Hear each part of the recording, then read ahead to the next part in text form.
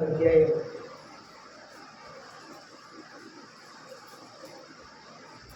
Hebrew పత్రిక 12వ అధ్యాయం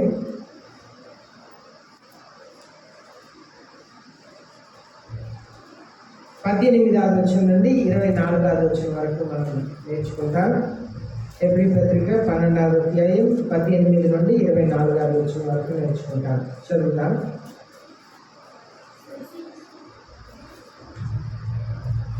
సృష్టించి తెలుసుకొనదగినట్టు మండుచున్నట్టు కొండకును అగ్నికిని కారు మేఘమునకును గాఢాంధకారమునకును తుఫానుకును బూరధ్వనికిని మాటల ధ్వనికిని మీరు వచ్చి ఉండలేదు. ఒక జంతువైనను ఆ కొండను తాకిన ఎడల రాళ్లతో కొట్టబడవలనని ఆజ్ఞాపించిన మాటకు వారు తాళలేక ఆ ధ్వని వినిన వారు మరి ఏ మాటయు తమతో చెప్పవలదని బతిమాలుకొనిరి. మరియు ఆ దర్శనం ఎంతో భయంకరముగా ఉన్నందున మోషే నేను మిక్కిలి భయపడి వణుకుచున్నానెను. ఇప్పుడైతే సియోనను కొండకును జీవము గల దేవుని పట్టణమునకును అనగా పరలోకపు యెరూషలేమునకును వేవేల కొలది దేవదూతల యొద్దకును పరలోకమందు రాయబడి ఉన్న జ్యేష్ఠుల సంఘమునకును వారి మహోత్సవమునకును అందరి న్యాయాధిపతి అయిన దేవుని యొద్దకును సంపూర్ణ సిద్ధి పొందిన నీతిమంతుల ఆత్మల యొద్దకును క్రొత్త నిబంధనకు మధ్యవర్తి అయిన యేసునొద్దకును హేబేలు కంటే మరి శ్రేష్టముగా పలుకు ప్రోక్షణ రక్తమునకును మీరు వచ్చి ఉన్నారు. ప్రార్థన చేస్తాం. మహాప్రేమ కలిగిన మా పరలోకపు తండ్రి, మీ వాక్యం ధ్యానించకొచ్చుండగా అర్థం చేసుకునే మనసును మాకు దయచేయండి అయా. గ్రహించే హృదయంలో మాకు దయచేయమని మీ పరిశుద్ధ ఆత్మ ద్వారా దేవుడు మాతో మాట్లాడినట్లుగా మమ్మల్ని జీవింప చేయమని యేసుక్రీస్తు నామములో ప్రార్థిస్తున్నాము తండ్రి, ఆమేన్. ఇక్కడ మనం చూస్తున్నాము,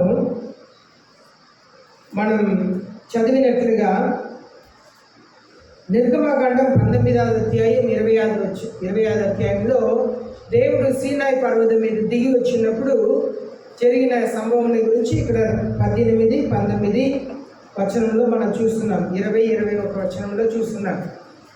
ఆ సీనాయి పర్వతం మీద దేవుడు దిగి వచ్చినప్పుడు మోసేను మాత్రం పిలిచారు. తర్వాత మోసే దగ్గర చెప్పారు, నువ్వు కిందకి వెళ్ళి అహరోనుని తీసుకురా, కానీ కొండను ఎవరు ముట్టుకోకూడదని చెప్పు. జంతువు ఒకవేళ ముట్టుకున్నా కూడా రాలేసి చంపబడను అని చెప్పి ఆజ్ఞాపించారు. భయంకరమైన ఉరుములు మెరుపులు, ప్రజలందరూ కూడా భయపడిపోయారు. దేవుడు తర్వాత ఆ సీనాయి పర్వతం మీద నుండి మాట్లాడుచుండగా ఇశ్రాయేల్ ప్రజలందరూ కూడా భయ ఆందోళనతో, మాతో మీరు మాట్లాడవద్దు, మోసేనే మాట్లాడమనండి, మాకు భయంగా ఉంది అని చెప్పి భయపడ్డారు. దాని గురించే ఈ 18, 19, 20 వచనాల్లో 21 వచనంలో మనం చదువుతున్నాం. కానీ పాత నిబంధనలో దేవుడు మనుషులతో మాట్లాడితే భయం కలిగింది. కానీ ఈనాడు దేవుడు మనతో మాట్లాడుతుంటే భయం కలగట్లేదు. కారణం ఏంటంటే ఆనాడు మాట్లాడినప్పుడు ఉరుములు మెరుపులతో భూకంపం వచ్చినట్లుగా ఆ సీనాయి పర్వతం కదిలిందంట. అంత భయంకరమైన శబ్దంతో దేవుడు మాట్లాడారంట. ఆ శబ్దం వినుటకే ప్రజలకు భయం కలిగచేసిందంట. కానీ ఈనాడు పరిశుద్ధ ఆత్మతో దేవుడు తన మెల్లని స్వరంతో మనతో మాట్లాడుతున్నారు, కానీ మనకు భయం కలగట్లేదు. కారణం ఏంటంటే ఆనాడు వెంటనే మరణం వచ్చింది కనుక భయపడ్డారు. ఈనాడు మరణం రావట్లేదు కనుక మనకు భయం లేదు. మనం చూస్తున్నాము, అపోస్తుల కార్యంలో కూడా అననీయ సఫీరా అనే 2 భార్య భర్తలు ఉన్నారు. వారు పరిశుద్ధ ఆత్మ దేవునికి విరోధంగా అబద్ధం చెప్పారు. అనగా వారి సొంత పొలంని అమ్మేసి కొంచెం డబ్బుని వారికి దాచిపెట్టుకొని కొంచెం డబ్బుని తీసుకొచ్చి దేవునికి ఇస్తున్నారు. నువ్వు అమ్మిన సొమ్ము ఇంతేనా అని చెప్పి అడగగా వాళ్ళు అవును అని చెప్పిన మాటకి నువ్వు పరిశుద్ధ ఆత్మ దగ్గర ఎలా అబద్ధం చెప్తున్నావు అన్న వెంటనే వాళ్ళ కింద పడి చనిపోయారంట. అప్పుడు సంఘంలో భయం కలిగింది అని చెప్పి మనం చూస్తున్నాం. దేవుడు భయంని పుట్టించారు. కానీ తర్వాత పరిశుద్ధ ఆత్మ దేవుడు తను సాఫ్ట్గా అయిపోయారు. మెల్లని స్వరంతో మాట్లాడటం, ఎవరిని శిక్షించక ఉండటం వలన ఈనాడు ఎంత పెద్ద పాప బ్రతుకుల జీవిస్తున్నా కూడా మనకు భయం కలగట్లేదు. కానీ పాత నిబంధనలో అలాంటి ఒక భయంని దేవుడు పుట్టించారు. దేవుని స్వరం భయంకరంగా ఉండేది అని చెప్పి మనం చూస్తున్నాం ఈ అధ్యాయంలో. నిర్గమకాండం 19-20 అధ్యాయంలో, అలాగే ద్వితీయోపదేశకాండం 4వ అధ్యాయం 10వ వచనం నుండి 24వ వచనంలో ఇదంతా కూడా మనం చూస్తుంటాం. కానీ ఇప్పుడు 22వ వచనం నుండి మనం ధ్యానించినట్లయితే, you have come to the Mount Zion, మీరు సీనాయి పర్వతంలోకి వచ్చేసారు. అనగా సీనాయి పర్వతం లేదు కానీ పరలోకంలో దాన్ని చూపిస్తుంది. మనం పరలోకములకు సంఘంలో వచ్చేసాం. ఈనాటి సంఘంలో మన పరలోక రాజ్యంలో ఉన్నట్లుగా దేవుడు మనల్ని మర్యాదపూర్వకంగాను గౌరవార్థంగాను మనల్ని ట్రీట్ చేస్తున్నారు. The city of the living God. మనం దేవుడు నివసించే చోటుకు ఎక్కడ 2-3 నా నామపేట సమకూడి ఉన్నారో నేను మీ మధ్యలో వచ్చి నివసిస్తాను అన్నారు దేవుడు. మనల్ని దేవుడు తన ఆలయముగా చేసుకున్నారు. మనల్ని పరిశుద్ధ ఆత్మకు ఆలయముగా చేసుకొని ఈ దేహంలో, ఈ ఆత్మలో వచ్చి పరిశుద్ధ ఆత్మ దేవుడు నివసిస్తున్నారు మనం చూస్తున్నాం. కనుక లివింగ్ గాడ్, మన దేవుడు సజీవమైన దేవుడు, మృతమైన దేవుడు కాదు. ఆయన మరణించారు, మరణంని గెలిచి పునరుత్థానం పొందారు. పునరుత్థానం పొందిన దేవుడు ఆరోపణమయ్యారు. ఇప్పుడు పరలోక రాజ్యంలో సింహాసనంలో కూర్చున్నారు. మన దేవుడు సజీవమైన దేవుడు కనుక మనం మన సమస్యలంతా దేవుని దగ్గర తీసుకెళ్ళవచ్చు. మన బాధలంతా దేవునికి తెలియపరచవచ్చు. మన సీయోను పర్వతమునకు వచ్చాం. అనగా దేవుని సన్నిధి సంతోషంని ఇచ్చే సన్నిధి, సమాధానం ఇచ్చే స్థలం, నెమ్మదిని ఇచ్చే స్థలం, ఆదరణ ఇచ్చే స్థలం. ఇక్కడ వచ్చి దేవుని సన్నిధిలో నిజముగా భారముతో ప్రార్థన చేసుకుంటే భారం అంతా తొలగించి శాంతిని దేవుడు కలుగచేస్తారు, సమాధానాన్ని దేవుడు కలుగచేస్తారు. వాక్యంలో చదువుతున్నాము, ఈజ్ ఎ లివింగ్ గాడ్. ఆయన సజీవమైన దేవుడి దగ్గర మనం వస్తున్నాం. మన దేవుడు సజీవమైన దేవుడు కనుక మనం ఏదైనా తన దగ్గర ప్రార్థన చేయవచ్చు. మన సంఘంలో ఎప్పుడు వచ్చినా సరే వ్యక్తిగతంగా ప్రార్థన చేయడానికి సమయం ఇచ్చే కారణం ఏంటంటే సజీవమైన దేవుడు. ఆయన మన ప్రార్థనలన్నింటినీ వింటున్నారు. మన హృదయంలో ఉన్న వాటి అన్నింటినీ ఎరిగిన దేవుడు ప్రార్థనను వింటున్నారు. మనం ప్రార్థన చేస్తేనే అద్భుతం చేస్తారు.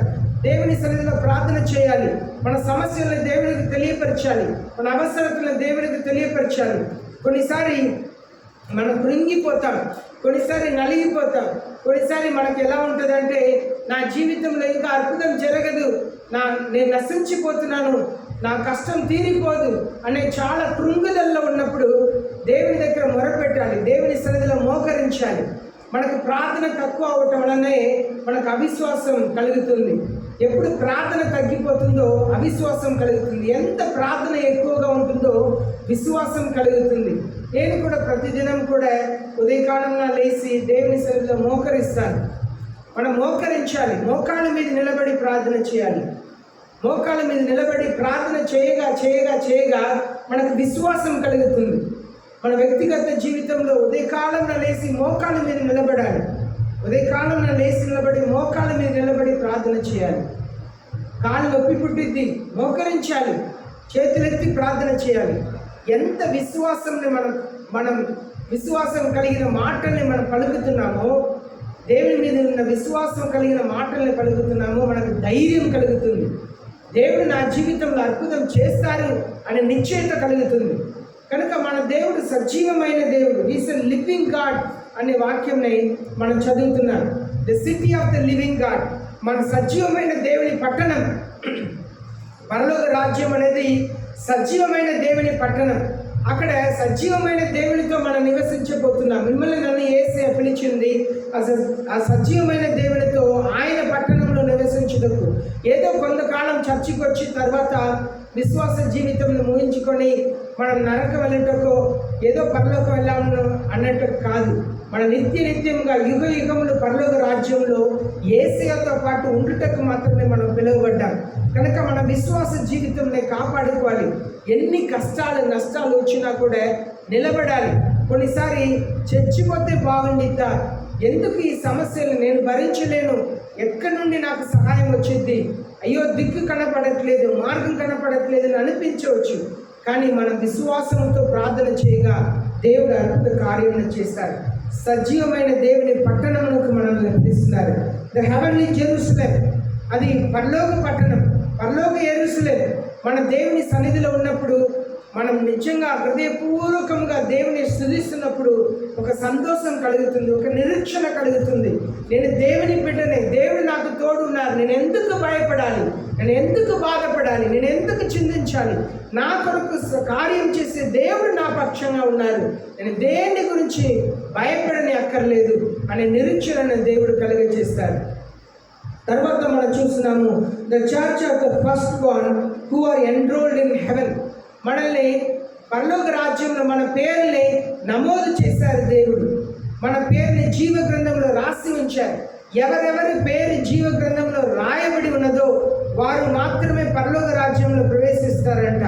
ఈనాడు మనం చూస్తున్నాము SIR సర్ అనే ఒక దాని మీద ఓట్లంతా కూడా చాలా ఓట్లని తీసివేస్తున్నారు. ఓట్లు చాలా లేకపోతుందని మనం చూస్తున్నాం. అది వివరించాలంటే అది రాజకీయ సంబంధమైనది. మీరు టీవీలో న్యూస్ చూస్తుంటే అర్థమైంది. అయితే ఈ లోకంలో మనం బ్రతికి ఉన్నా కూడా ఓటేసే హక్కు దొరకదు.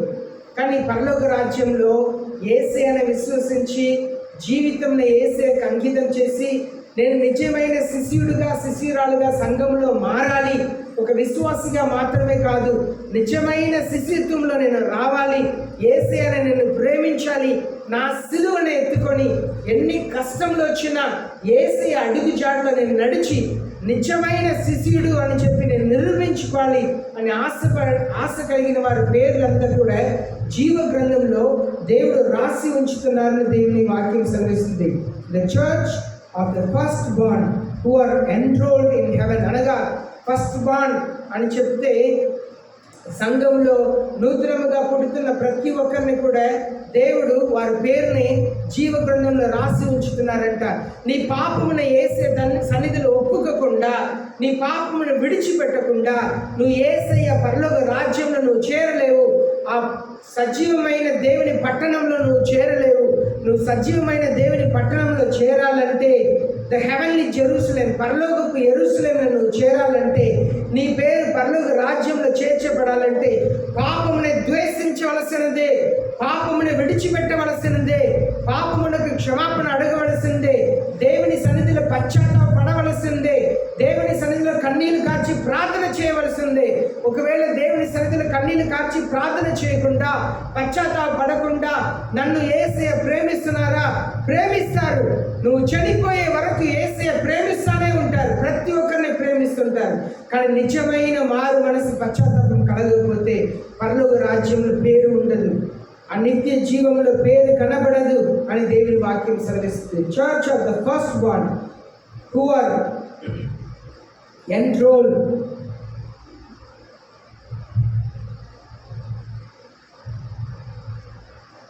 In heaven.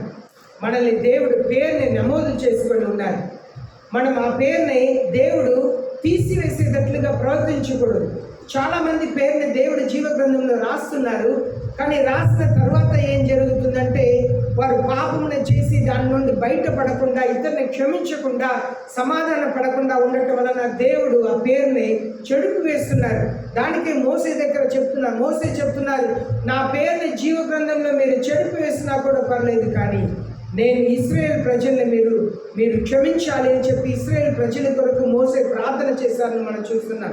నా పేరుని జీవ గ్రంథం నుండి మీరు తీసివేసినా పర్లేదు, కానీ ఈ ప్రజల్ని మీరు నాశనం చేయడానికి వీల్లేదు అని చెప్పి నిలబడ్డారు. మన సమాధాన పరిచేవారుగా ఉండాలి, సమాధానాన్ని కోరుకునేవారుగా ఉండాలి, మన సమాధానాన్ని వెంటాడేవారుగా ఉండాలని దేవుని వాక్యంలో మనం నేర్చుకుంటున్నాం. ఇక్కడ చూడండి, తర్వాత ద మెరిట్స్ ఆఫ్ ఏంజల్స్ అనగా కోట్లు కొలది దేవదూతలు అని చెప్పి మనం చూస్తున్నాం. అక్కడ పరలోక రాజ్యంలో కోట్లు కొలది దేవదూతలు ఉన్నారంట. ఆ దేవదూతలతో పాటు మనము కూడా దేవదూతల వలే ఉంటామని యేసయ్య చెప్పారు. యేసయ్య దగ్గర కొందరు వచ్చి అడిగారు, అయ్యా ఒక స్త్రీ ఉన్నది, ఆ స్త్రీని మొదటిగా అన్నయ్య పెళ్లి చేసుకున్నాడు, ఆయన చనిపోయిన తర్వాత తమ్ముడు వివాహం చేసుకున్నాడు, ఆయన చనిపోయిన తర్వాత మూడవది తమ్ముడు వివాహం చేసుకున్నాడు, ఇలాగూ 7 అన్న తమ్ములు కూడా ఆ స్త్రీని వివాహం చేసుకున్నారు. చివరిగా ఆ స్త్రీ చనిపోయింది. ఇప్పుడు పరలోక రాజ్యంలో ఈ 7 ఎవరికి ఆమె భారీగా ఉంటుంది అని చెప్పి అడిగారు. ఎందుకంటే ఇశ్రాయేల్ దేశంలో ఎలా ఉంటుందంటే, అన్నయ్య వివాహం చేసుకొని బిడ్డని కనకుండా చనిపోతే మరలా తమ్ముడు అన్నయ్య భార్యని వివాహం చేసుకోవాలి, బిడ్డని కనాలి, ఆ బిడ్డ అన్నయ్య పేరు మీది నిలబడుతుంది అని చెప్పి వాక్యంలో మనం చూస్తున్నాం. అది అక్కడ ఉన్న దేవుడు వాళ్ళకి ఏర్పరిచిన ఒక చట్టం. అయితే ఈ ప్రశ్న అడగగా దేవుడు చెప్తున్నారు, యేసయ్య చెప్పారు, మీకు పరలోక రాజ్యం గురించి తెలియట్లేదు. పరలోక రాజ్యంలో వివాహం ఉండదు, పరలోక రాజ్యంలో భార్య భర్తలు ఉండరు, పరలోక రాజ్యంలో అందరూ కూడా దేవదూతల వలె ఉంటారు అన్నారు. నేను పరలోక రాజ్యంలో దేవదూతల వలె ఉంటామంట. ఇప్పుడు పరలోక రాజ్యంలో ఇక్కడ చూస్తున్నాం, మిలియన్స్ ఆఫ్ ఏంజల్స్, కోట్ల కొలది దేవదూతలు ఉన్నారంట. ఆ దేవదూతలతో పాటు మనము కూడా దేవదూతల వలె ఉంటామంట. ఈ లోకంలో ఉన్నట్లుగా అమ్మ నాన్న అక్క చెల్లి అన్న తమ్ముడు అలాగే భార్య భర్త ఈ బాంధవ్యం ఏమి కూడా పరలోక రాజ్యంలో ఉండదు. మన దేవదూతల వలె పరలోక రాజ్యంలో ఉండబోతున్నాం. ఆ దేవదూతలతో చూడండి, ఒక్కొక్కటిగా చూస్తున్నాం. సియోను పర్వతం, సజీవ దేవుని పట్టణం, అలాగే ద హెవెన్లీ జెరూసలేం, పరలోకపు జెరూసలేం, మిలియన్స్ ఆఫ్ ఏంజల్స్, కోట్ల కొలది దేవదూతలు, టు ద జనరల్ అసెంబ్లీ అంటే ఈ లోకంలో మానవులందరూ కూడా దేవదూతలుగా ఉన్నవారేమి, అక్కడ ఉన్న దేవదూతలు అందరూ కూడా కలిసి దేవుని సన్నిధిలో నిలబడతారంట. జనరల్ అసెంబ్లీ వారందరూ కూడా కలిసి దేవుని ఎదుట నిలబడబోతున్నాం దేవదూతలతో పాటు. మన యోబు గ్రంథంలో చదువుతున్నాము, దేవదూతలు వచ్చి దేవుని ఎదుట నిలబడినప్పుడు అక్కడ సాతానుడు కూడా వచ్చి నిలబడ్డాడంట. ఆనాడు సాతానుడికి అక్కడ చోటు ఉండదు. సాతానుడిని దేవుడు నరకంలో త్రోసివేస్తాడు. కానీ దేవదూతలతో పాటు నేను అక్కడ ఉంటాను. ఈ లోకంలో సాతానుడు ఈ సత్యం ఎరిగి ఉన్నాడు కనుక, తనకు కొంచెం కాలమే మిగిలి ఉన్నది కనుక సాతానుడు ఈ లోకంలో ఉన్న మనుషులందరినీ కూడా గలిబిలి చేస్తూ ఉన్నాడు. దానికే క్రైస్తవుల్ని వ్యతిరేకిస్తుంటారు, క్రైస్తవుల్ని ఎదురిస్తుంటారు, క్రైస్తవుల్ని బాధ పెడుతుంటారు, సేవకుల్ని సరచాలు వేస్తుంటారు, నెమ్మది లేకుండా చేస్తుంటారు, సేవకులకు విరోధంగాను సంఘమునకు విరోధంగాను దాడులు చేస్తుంటారు. కారణం ఏంటంటే సాతానుడు ఓర్వలేకపోతున్నాడు. మీరు దేవుని సన్నిధిలో కూర్చుండటం సాతానుడు ఓర్వలేడు. మీరు దేవుని సన్నిధిలో కూర్చోటం సాతానుడు ఓర్వలేడు. మీ కుటుంబం సమాధానంగా ఉండటం సాతానుడు ఓర్వలేడు. కుటుంబంలో అసమాధానాన్ని కలుగచేస్తాడు. మీరు ఎంతగా ప్రార్థన చేస్తారో మీకు ఇంకా వేదనని బాధని కలుగచేస్తాడు, నష్టమని కలుగచేస్తాడు, జీవితంలో కృంగుదలని తీసుకొస్తాడు. కారణం ఏంటంటే మీరు ప్రార్థన చేస్తున్నారు కనుక, యేసయ్య మీద విశ్వాసం ఉంచారు కనుక సాతానుడు మిమ్మల్ని గలిబిలి చేయాలి, నెమ్మది లేకుండా చేయాలని ఆయన ప్రయత్నం చేస్తూ ఉంటాడు. కానీ మనం నిలకడగా ధైర్యముగా దేవుని కొరకు ఉండాలని మనం చూస్తున్నాం. తర్వాత to God the judge of all, దేవుని ఎదుట పరలోకపు తండ్రి ఎదుట నిలబడబోతున్నాం. మనం అందరం కూడా పరలోకపు తండ్రి న్యాయాధిపతి యేసయ్య చెప్పారు, తీర్పు తీర్చుటకు పరలోకపు తండ్రి నాకు అధికారం ఇచ్చి ఉన్నారు, సమస్తమునే నా చేతిలో పెట్టి ఉన్నారన్నారు. కానీ పరలోకపు తండ్రి ఎదుట ఈ లోకంలో తీర్పు తీర్చబోతున్నారు. మిమ్మల్ని నన్ను కూడా తీర్పు తీర్చబోతున్నారు. ఏ రోజుకి ఆ రోజు పాప క్షమాపణను చేయాలి, ఏ రోజుకి ఆ రోజు పాపముని ఒప్పుకోవాలి, ఏ రోజుకి ఆ రోజు పాపముని విడిచిపెట్టాలి. దేవుని సన్నిధిలో కన్నీళ్లు కార్చి ప్రార్థన చేయాలి. అయ్యా అందు మాత్రం కాదు, పాపముని క్షమాపణ అడిగాము అని మాత్రం కాదు, నేను విడిచిపెడుతున్నాను ప్రభువా, ఇంకా ఈ పాపంలో నేను కొనసాగించడానికి నాకు ఇష్టం లేదు ప్రభువా, ఈ పాప జీవితం నాకు వద్దు, ఈ పాప బ్రతుకు నాకు వద్దు ప్రభువా, ఈ పాపం నుండి నాకు విడుదలను దయచేయండి, ఈ శాపం నుండి నాకు విడుదలను దయచేయండి మనం ప్రార్థన చేయగా తన పరిశుద్ధ ఆత్మ ద్వారా దేవుడు మనకు కృపను అనుగ్రహిస్తారు. సజీవమైన దేవుడు, దేవుని ఎదుట తీర్పు తీర్చే దేవుని ఎదుట మనం నిలబడబోతున్నాం. ఒకరోజు మన జీవితం అన్నిటికీ మన దేవుని ఎదుట లెక్క చెప్పవలసిన వాళ్ళే ఉన్నాం. మన జీవితంలో మనం లెక్క చెప్పాలి. దేవుని ఎదుట నిలబడి మనం ఎలా జీవించాం, ఎలా మాట్లాడాం, ఎలా ప్రవర్తించాం, ఎలా ప్రేమించాం, ఎలా క్షమించాం, ఎలా ఆదరించాం, ఎలా ధైర్యపరిచాం, ఎంకరేజ్మెంట్ ఎలా ప్రోత్సహించాం, మనం లెక్క చెప్పాలి. మన జీవించిన జీవితంలో దేవునికి మనం లెక్క చెప్పాలి. ప్రతిరోజు ఒకరిని ఒకరు హెచ్చరించాలంట, ఒకరిని ఒకరు ప్రోత్సహించాలంట, ఒకరిని ఒకరు ఎంకరేజ్ చేయమని దేవుని వాక్యం సెలవిస్తుంది. ప్రతిరోజు ఎంతమందిని మీరు దీవిస్తున్నారు? యేసయ్య మిమ్మల్ని దీవించును గాక, యేసయ్య మిమ్మల్ని దీవించును గాక. ఎంతమందిని ప్రతిరోజు దీవిస్తున్నారు? ఎంతమందిని శపిస్తున్నారు? ఎంతమంది కోపముతో ఉన్నారు? ఎంతమంది మీరు అడుగుతున్నారు? అన్నిటికీ దేవుని ఎదుట మనం లెక్క చెప్పవలసిన వాళ్ళే ఉన్నామని దేవుని వాక్యం సెలవిస్తుంది. తర్వాత చూస్తున్నాం, the spirits of the righteous made perfect. ఆ పరలోక రాజ్యంలో నీతిమంతుల ఆత్మలంతా కూడా పరిపూర్ణం చేయబడుతుంది. హల్లెలూయా. ఈ లోకంలో మన పరిపూర్ణులుగా మారలేదు. మన పుల్పిట్లో ఏ రాసి ఉంది? ఏ రాసి ఉంది? ఏ రాసి ఉంది? చదవండి అమ్మా. ప్రశాంత్ పర్ఫెక్షన్ అనగా పరిపూర్ణంగా అవుటకు ప్రయాసపడాలి, మంచి వారిగా మాటకు ప్రయాసపడాలి. మన పాతవి ఎంత ముగించుకొని నూతనమైన ప్రారంభించడానికి ప్రయాసపడాలి. అదంతా మనం ప్రయాసపడతా ఉన్నప్పుడు పరలోక రాజ్యం చేరినప్పుడు మనం పరిపూర్ణులుగా అవుతామని దేవుని వాక్యం సెలవిస్తుంది. నీతిమంతుల ఆత్మలు అక్కడ పరిపూర్ణులుగా మారుతాయి. The spirit of the righteous. నువ్వు స్పిరిట్ ఆఫ్ ద రైచియస్ అంటే నువ్వు అక్కడ పరిపూర్ణంగా మారాలంటే ఈ లోకంలో నువ్వు నీతిమంతురాలుగా ఉండాలి. నీ ఆత్మలో నీతిమంతురాలుగా ఉండాలి. యేసయ్య చెప్పారు, నీతి నిమిత్తమై ఆకలి తప్పికొనేవారు ధన్యులు, వాళ్ళు లోకంని స్వతంత్రించుకుంటారన్నారు. ఆత్మలో తపన కలిగి ఉండాలి. నేను పరిశుద్ధంగా జీవించాలి, నా కళ్ళుని పరిశుద్ధంగా కాపాడుకోవాలి. ఈ కళ్ళు ఈ దేహమునకు ద్వారమై ఉన్నదంట, వెలుగై ఉన్నదంట. ఈ కళ్ళు చీకటి అయితే ఈ దేహమంతా చీకటి అంట. కనుక మనం ఏం చూస్తున్నాము, ఏం చదువుతున్నాము అనేది చాలా జాగ్రత్తగా పెట్టుకోవాలి. మన దేహంని పరిశుద్ధంగా కాపాడుకోవాలి. మన పరిపూర్ణతకి ప్రయాసపడాలి. యేసయ్య చెప్పారు, be perfect as your heavenly Father is perfect. ఈ పరలోకపు తండ్రి పరిపూర్ణుడు కనుక మీరు కూడా పరిపూర్ణుడిగా ఉండండి అన్నారు. మనల్ని ఎవరితో పోల్చారంటే పరలోకపు తండ్రితో పోల్చారు. కనుక పరలోకపు తండ్రి ఎదుట మనల్ని తీర్పుని తీరుస్తారు. యేసయ్య చెప్పారు, be merciful as your heavenly Father is merciful. మీ పరలోకపు తండ్రి కనికరం కలిగిన దేవుడు కనుక మీరు కూడా కనికరం కలిగి ఉండండి అన్నారు. మీ పరలోకపు తండ్రి పరిశుద్ధుడు కనుక మీరు కూడా పరిశుద్ధత కలిగి ఉండండి అన్నారు. కనుక పరలోకపు తండ్రి ఎదుట మనల్ని నిలబెట్టి మనల్ని తీర్పు తెచ్చబోతున్నారంట. ఈ లోకంలో మన నీతిమంతులుగా మన నీతిమంతులుగా ఉన్నప్పుడు మాత్రమే మన ఆత్మ పరలోక రాజ్యంలో పరిపూర్ణపరచబడుతుంది. లేకపోతే పరిపూర్ణత రాదు. నీతిమంతులు మాత్రమే పరలోక రాజ్యంలో ప్రవేశించబోతున్నారు.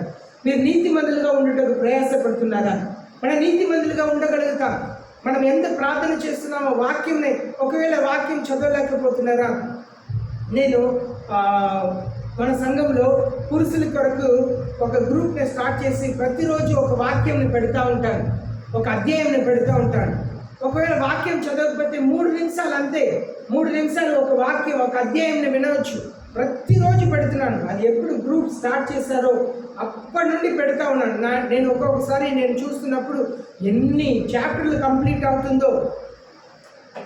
కనుక మనం దేవుని సన్నిధిలో వాక్యంని చదవాలి, మోకరించి ప్రార్థన చేయాలి, దేవుని మీద విశ్వాసం కలిగి ఉండాలి. ఎన్నడూ కూడా నిరీక్షణను పోగొట్టకూడదు.